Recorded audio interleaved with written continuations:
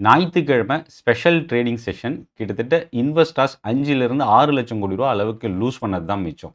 25 வருஷத்துக்கு அப்புறம் முதல் முறையா பட்ஜெட்டுக்காக ஸ்டாக் மார்க்கெட் சண்டே அன்னைக்கு நடக்குது. இதில இவங்க இது முன்னாடியே ஷெட்யூல் பண்ணது அப்படின்னு சொல்லலாம். ஏன்னா பிப்ரவரி 1 பட்ஜெட்டுன்றது ஞாயிற்றுக்கிழமைன்றது தெரிஞ்சு தான் அந்த டேல வந்து பட்ஜெட் கமென்ஸ் பண்ணியிருந்தாங்க.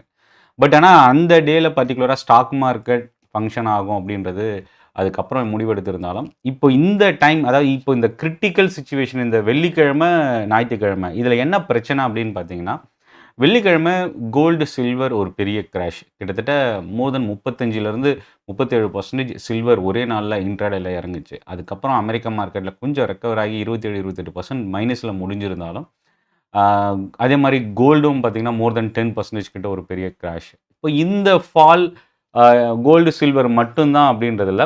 அதர் மெட்டல்ல ஒரு பெரிய கரெக்ஷன் இருந்தது. ஈக்விட்டி மார்க்கெட் அமெரிக்கால ஒரு பெரிய ஃபால். ஸோ அப்ப என்னன்னா, வெள்ளிக்கிழமை மார்க்கெட் ஒரு நெகட்டிவ் சென்டிமென்ட்டோட தான் திங்கட்கிழமை மார்க்கெட் ஓப்பன் ஆயிருக்கணும். நார்மலா சண்டே மார்க்கெட் இல்ல அப்படின்னா. இது ஏற்கனவே இந்த சண்டே மார்க்கெட் ஷெட்யூல் பண்ணதுனால என்ன பிரச்சனை பட்ஜெட்டுக்காக அப்படின்னா, வெள்ளிக்கிழமையோட நெகட்டிவ் சென்டிமென்ட் முக்கியமா கமாடிட்டி மெட்டல் ஸ்டாக்ஸ்ல ஒரு பெரிய கிராஷ் இருந்தது. அந்த சென்டிமென்ட் அது அது மட்டும் இல்லாம ஈக்விட்டி மார்க்கெட்டும் ஒரு பெரிய fall. More than 1% Nasdaq index fall ஆயிருந்தது. S&P கரெக்ஷன் இருந்தது.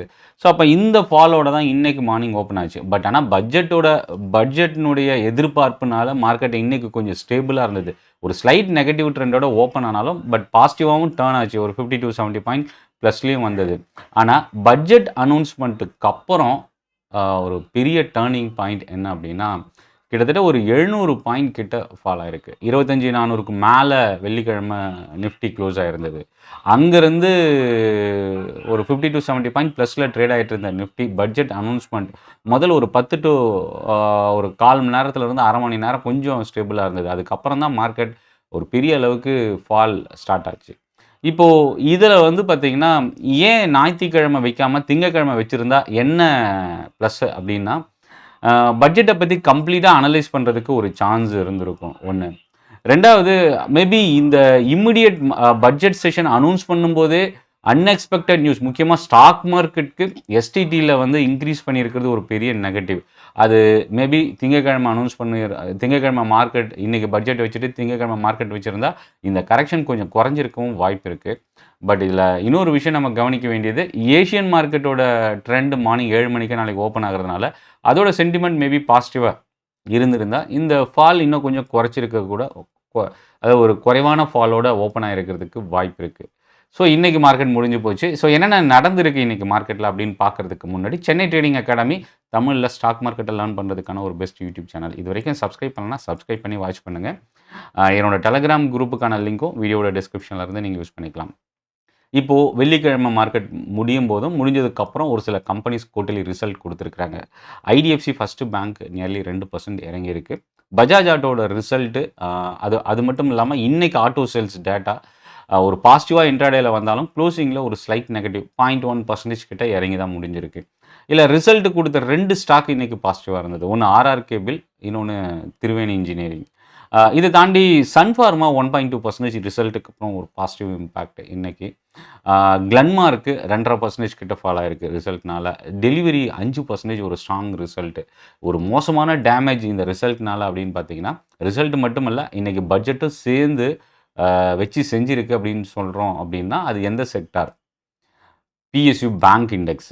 இன்னைக்கு கிட்டத்தட்ட 5%க்கு மேல ஃபால் ஆயிருக்கு.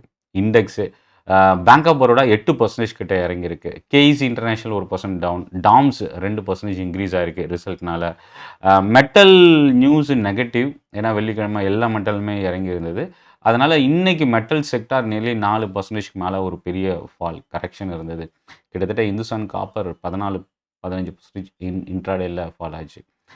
மோர் தென் 10% இந்துஸ்தான் ஜிங்க், சில்வர் மோர் தென் 20% கிட்ட அமெரிக்க மார்க்கெட்ல ஃபால் ஆனது. இந்துஸ்தான் ஜிங்க்ல இன்னைக்கு ரிஃப்ளெக்ட் ஆச்சு. வெள்ளிக்கிழமையும் இந்துஸ்தான் ஜிங்க் ஒரு பெரிய ஃபால் இருந்தது. பிடிஎல் பாரத் டைனமிக்ஸ் லிமிடெட் பட்ஜெட்ல ஒரு பெரிய அளவுக்கு டிஃபென்ஸோட அனௌன்ஸ்மெண்ட் இல்லாம போனது பிடிஎல் இறங்குனதுக்கு ஒரு காரணம்னு சொன்னா கூட, குவார்ட்டர்லி ரிசல்ட் இன்னைக்கு கை குடுக்காம போனது 10% கிட்ட ஃபால் ஆயிருக்கு. இத தாண்டி கோகுல்தாஸ் எக்ஸ்போர்ட் இன்னைக்கு செக்டாரில் ரொம்ப ஒரு கிளியர் ஒன் சைட் டைரக்ஷன் அப்படின்னா டெக்ஸ்டைல் ஸ்டாக்ஸில் இன்றைக்கி ஒரு ஸ்ட்ராங்கான ரேலி இருந்தது. கோகுல்தாஸ் எக்ஸ்போர்ட் வந்து குவார்ட்டர்லி ரிசல்ட்டும் ஒரு ரீசன். ரெண்டாவது இன்னைக்கு பட்ஜெட் அனௌன்ஸ்மெண்ட் பாசிட்டிவ் சென்டிமெண்ட்டாக இருந்த ஒரு செக்டாரும் கூட. அசோகா பில்கான் 3% இன்க்ரீஸ் ஆயிருந்தது. ஆனால் கெயில் பார்த்தீங்கன்னா 3% கிட்ட ஃபால் ஆயிருந்தது. இப்போ மார்க்கெட் இன்னைக்கு இன்ட்ராடேல பட்ஜெட்லேருந்து என்னென்ன பாதிப்பு ஏற்பட்டிருக்கு ரொம்ப ஷார்ட்டாக நம்ம பார்க்கணும்னா எஸ்டிடி இன்க்ரீஸ் பண்ணியிருக்கிறாங்க 0.02%லேருந்து 0.05%.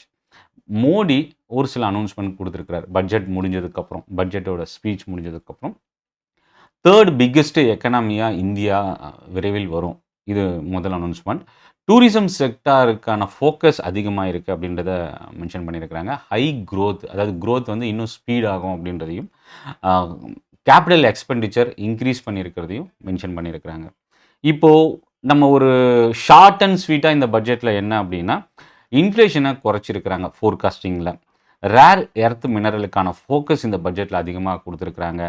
எலக்ட்ரானிக்ஸுக்கான ஃபண்டிங் வந்து இன்க்ரீஸ் பண்ணியிருக்கிறாங்க. நியர்லி ஒரு 40,000 crore கிட்ட பண்ணியிருக்கிறதா நியூஸ் இருக்குது. டேட்டா சென்டருக்கான ஃபோக்கஸ், ஸ்டாக் மார்க்கெட்டில் எஸ்டிடி இன்க்ரீஸ் பண்ணியிருக்கிறது. இன்னொரு பக்கம் வந்து பார்த்திங்கன்னா சவரன் கோல்ட் பாண்டில் வந்து இன்வெஸ்ட் பண்ணுறதுக்கு கேபிட்டல் கெயின் டேக்ஸ் வந்து ரிமூவ் ஆகுமா அப்படின்னு ஒரு எதிர்பார்ப்பு இருந்தது. அது வந்து நீங்கள் இஷ்யூவில் வாங்கியிருந்தீங்க அப்படின்னா சவரன் கோல்ட் பாண்டுக்கு கேபிட்டல் கெயின் எக்ஸம்ஷன் இருக்கும். பட் ஆனால் மார்க்கெட்டில் செகண்டரி மார்க்கெட்டில் பர்ச்சேஸ் பண்ணுறதுக்கு எந்த ஒரு அனௌன்ஸ்மெண்ட்டும் இன்றைக்கி வரல. பைபேக்குக்கான டாக்ஸேஷன் அனௌன்ஸ்மெண்ட் வந்து இருக்கிறதும் ஒரு பெரிய நெகட்டிவாக பார்க்கலாம். ஸோ இதெல்லாமே இன்றைக்கி பட்ஜெட்டில் இருந்த ஒரு விஷயம். ரெண்டாவது, இந்த பட்ஜெட் மட்டும் இல்லை, ஆட்டோ செக்டாருக்கான ஃபோக்கஸ் இன்றைக்கி. ஏன்னா ஒவ்வொரு மாதம் 1ஆம் தேதி அந்த ப்ரீவியஸ் மந்தோட ஆட்டோ சேல்ஸ் டேட்டா அனௌன்ஸ் பண்ணுவாங்க. அது ஒரு இம்பார்ட்டன்ட் ஃபேக்டர். பட் ஆனால் இன்றைக்கி வந்து பார்த்திங்கன்னா ஒரு மிக்சட் சினாரியோ தான் இருந்தது. ஏன்னா பஜாஜ் ஆட்டோவோட ரிசல்ட் ஒரு பக்கம், டியூப் இன்வெஸ்ட்மெண்ட் இந்தியா இன்றைக்கி ஒரு ஸ்லைட் பாசிட்டிவாக க்ளோஸ் ஆச்சு. ஆனால் இன்றைக்கி ரொம்ப பெரிய டேமேஜ் அப்படின்னா இந்த சேல்ஸ் டேட்டாவில் அசோக் லேலண்ட் 4% இறங்கியிருக்கு. ஏஷியர் மோட்டாரும் நியர்லி 4%, பாரத் ஃபோர்ஜ், மாருதி, ஈயோனோ, மிண்டா இந்த ஸ்டாக்ஸ்லாம் மோர் தென் 3%. மார்க்கெட் ஃபாலும் ஒரு காரணம், ஆட்டோ சேல்ஸ் டேட்டாவும் ஒரு காரணமாக இருந்தது அப்படின்னு சொல்லலாம். ஆல்மோஸ்ட் எந்த ஸ்டாக்கும் பெரிய அளவுக்கு இன்றைக்கி இன்க்ரீஸ் இல்லை, எல்லாமே இன்றைக்கி நெகட்டிவாகவே க்ளோஸ் ஆகிருக்கு. அடுத்த இடத்துல இந்த பட்ஜெட்டில் வந்து பிக்கெஸ்ட் பெனிஃபிட் அப்படின்னா டெக்ஸ்டைல் செக்டார் தான் அதோட ரியாக்ஷன். அடுத்தது டூரிசம் செக்டார். இல்லை இன்னொரு விஷயம், யூபிஐக்கான இன்சென்டிவ் வந்து 5 மடங்கு ரைஸ் பண்ணியிருக்கிறதுக்கான ஒரு நியூஸ் வந்திருக்கு. பட் இது எந்த அளவுக்கு இன்னும் அஃபிஷியலாக எனக்கு அப்டேட் ஆகலை. பட் பேடிஎம் இன்றைக்கி இன்க்ரீஸ் ஆனதுக்கும் ஒரு ஒன் ஆஃப் த ரீசன் இந்த யூபிஐக்கான அனௌன்ஸ்மெண்ட். அதே மாதிரி ஆயில் மார்க்கெட்டிங் கம்பெனிஸ்க்கு இன்றைக்கி அனௌன்ஸ்மெண்ட் வராதனால பாசிட்டிவ். என்ன அனௌன்ஸ்மெண்ட்னா இம்போர்ட் டியூட்டி வந்து எக்ஸைஸ் டியூட்டி வந்து வருன்ற ஒரு எதிர்பார்ப்பு இருந்தது. இந்த பட்ஜெட்டில் அந்த மாதிரி எந்த ஒரு அனௌன்ஸ்மெண்ட்டும் இல்லாமல் போனது. Oil marketing companies budget speech முடிஞ்சதுக்கப்புறம் ரெக்கவர் ஆக ஆரம்பிச்சது. மெட்டல் ஸ்டாக்ஸு இன்றைக்கி காலையில் ஒரு பெரிய ஓப்பனிங்கில் ஒரு டவுன் ஃப்ரீஸோடு தான் எம்சிஎக்ஸில் சில்வர் கோல்டு ஓப்பன் ஆச்சு. மார்ஜின் வந்து பெரிய அளவுக்கு ரைஸ் ஆகிருக்கு. ஸோ வால்யூம் ட்ராப் ஆக வாய்ப்பு இருக்குது. சில்வரோட ஃபால் இதெல்லாம் சேர்ந்து 13-14% இன்றைக்கி எம்சிஎக்ஸ் ஃபால் ஆகிருக்கு. ஆல்ரெடி வெள்ளிக்கிழமை 5% கிட்ட இந்த ஸ்டாக் இறங்குச்சு. ஸோ தொடர்ந்து ரிசல்ட் ஒரு ரீசனாக லாஸ்ட் வீக்கில் இன்க்ரீஸ் ஆச்சு. அதுக்கப்புறம் சில்வரோட ரேலியில் தொடர்ந்து இன்க்ரீஸ் ஆகிட்டு இருந்த எம்சிஎக்ஸு இப்போது கண்டினியூஸ் ஒரு ஃபால் 2வது நாளாக. அதுவும் இன்றைக்கி பார்த்திங்கன்னா அதிகமான வால்யூமோட இன்றைக்கி மோர் தென் 12-15% கிட்ட ஃபால் ஆயிருந்தது.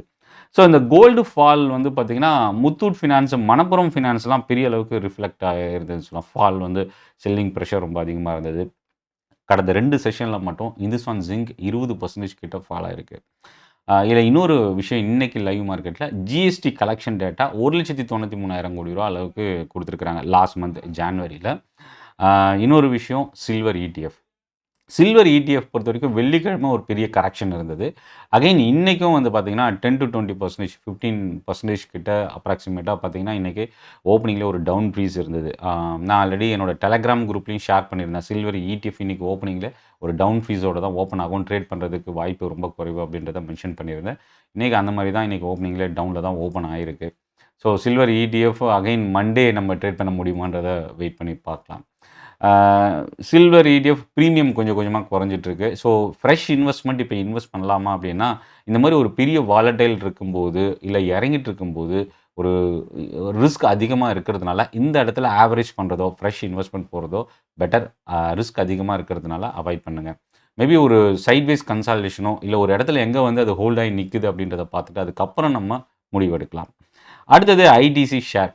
இன்னையிலேருந்து அந்த டாக்ஸ் வந்து இம்ப்ளிமெண்ட் ஆகுறது நியூஸ். இன்றைக்கி மோர் தென் 3% கிட்ட ஐடிசி வந்து இன்றைக்கி ஃபால் ஆகிருக்கு.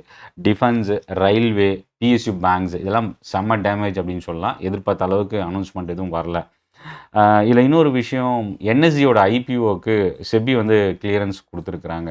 ஸோ இந்த நியூஸோட இம்பேக்ட்டு இன்றைக்கி அதர் கேபிட்டல் மார்க்கெட் ஸ்டாக்ஸில் ரியாக்ட் ஆகும்னு எதிர்பார்த்தது. பட் ஆனால் பட்ஜெட் நியூஸும் பட்ஜெட்டில் இருந்த அனௌன்ஸ்மெண்ட்டும் இன்றைக்கி பெரிய அளவுக்கு டர்ன் ஆயிருக்கு அப்படின்னு சொல்லலாம்.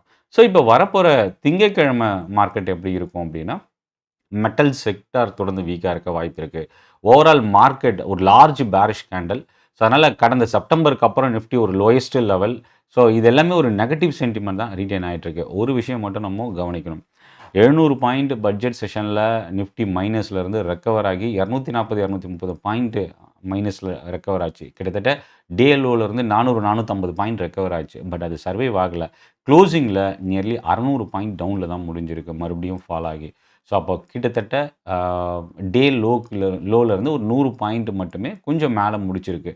இதில் இன்னொரு விஷயம் நம்ம கவனிக்க வேண்டியது என்னென்னா, திங்கட்கிழமை காலையில் ஏஷியன் மார்க்கெட் நெகட்டிவ் ஓப்பனிங் இருந்தால் நம்ம மார்க்கெட் கொஞ்சம் அதிகமாகவே இறங்குறதுக்கு வாய்ப்பு இருக்குது. முக்கியமாக பட்ஜெட் இம்பாக்ட் ஸ்டாக்ஸோட ஃபோக்கஸ் தான் கொஞ்சம் அதிகமாக இருக்க சான்சஸ் இருக்குது.